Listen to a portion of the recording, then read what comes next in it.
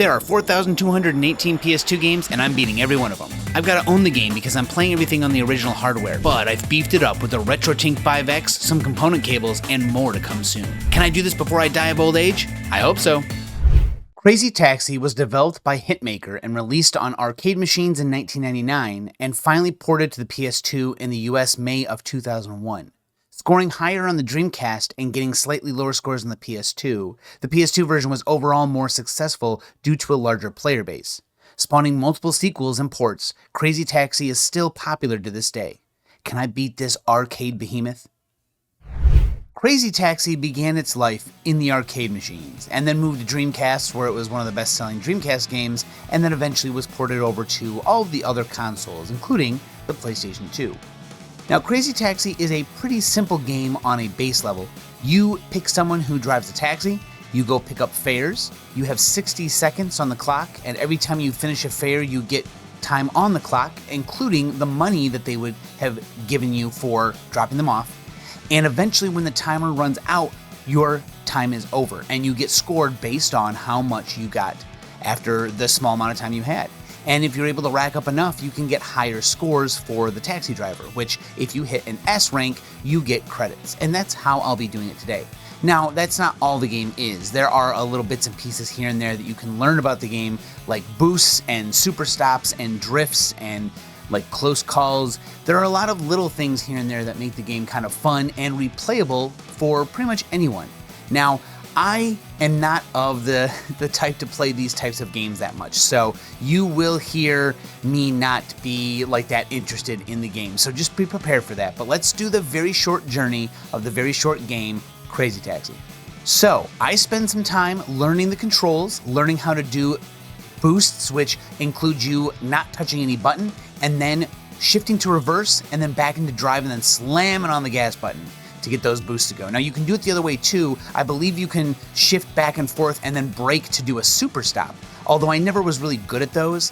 It's difficult in like 2 hours to actually do this stuff because I beat the game. I did end up getting an S, but I never really got good enough to use the super stops.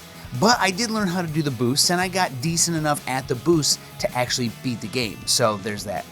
My strategy at the beginning was to pick up the most expensive fares. You see, people have little dollar signs over their heads that correspond to how much they will give you and how far away their destination is.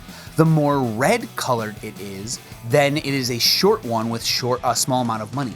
And the more green ones have a longer distance and more money available for you. So you can pick things based on that. Now, you also get more time on the clock for a green over a red, but because the red is so short, you might be able to finish it in all of like 2 or 3 seconds. So it could add more time on the clock in comparison if you take too long to get to the green one, whereas the red one's very short, so you can get more time. Of course, the money is a difference here, but being able to keep the time on the clock is important, so you need to figure out a good balance of keeping time on the clock and picking up the right passengers. There are several taxi drivers, all with slightly different stats, and I stuck with this dude just so I could learn. I knew that the game was short enough where there was no reason to learn another character unless it was imperative, like I just couldn't do it. But I figured I'd be able to, and I did, so I stuck with this guy, and he drives just fine, which is cool.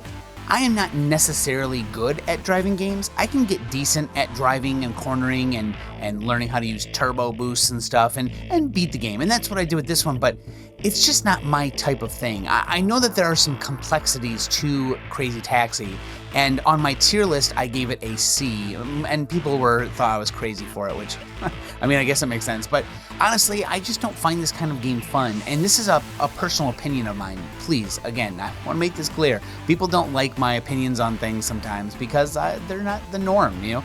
Devil May Cry 3 I had a problem with, and someone was upset with how I had that problem with it. So that's just how it is. I don't really like Crazy Taxi that much. I do recommend it though, because I know that this type of game is fun. It's fast, it's easy to get into, anyone can pick it up and play. It's not like it's hard to understand, but after a while you will want to get better enough to actually get higher scores, and you can do that very, very easily, I think. It only took 2 hours for me to get to the point where I was able to do an S on this guy, which that's great. That's a good amount of time. That felt like I was able to drive around and learn how the game worked in a cool way.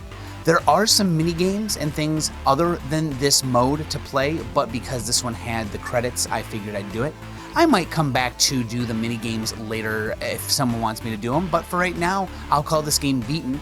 It is an interesting type of game because the complexity comes more from the small things you can do and the things you can learn about how the map works, which it is static all the time, so you're never going to play a different map. This is the same map, so once you start to learn the ins and outs of the areas of the map, it will be more helpful.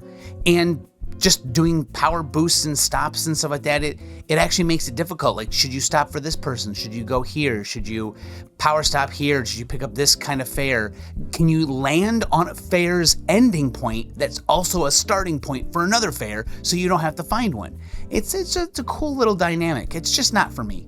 In this case, I'm gonna go ahead and end the video here. It's a very short game, there's nothing else to really talk about, and because I didn't find it as fun as other games, I don't have as much to say, maybe in a more passionate way because I really enjoyed the game. It's a fine game and I recommend it. It gets a C for me. So thank you so much for watching this video. I know it's short, but I will be back with another video soon.